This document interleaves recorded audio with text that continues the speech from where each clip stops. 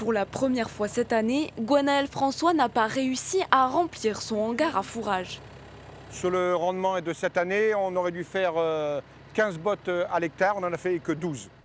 Du stock en moins et une consommation de fourrage précoce. Dans les champs, les vaches n'ont plus d'herbe.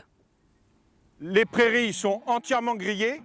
D'ici 2 jours, il n'y a plus du tout d'eau et au ruisseau. Donc on prend la décision de les rentrer à la stabu pour qu'elles soient abreuvées correctement. Retour à l'étable, un fonctionnement quasi hivernal pour cet éleveur de vaches limousines. Habituellement, il alimente son troupeau uniquement avec sa production de foin.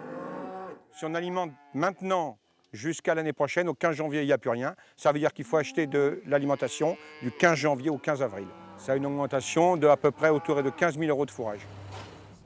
À perte de vue, des champs d'herbes secs. À Saint-Germain-de-Montbron, Jean-Bernard Salat dépense déjà pour son troupeau d'une centaine de têtes 5 kilos de fourrage et jusqu'à 6 000 litres d'eau par jour.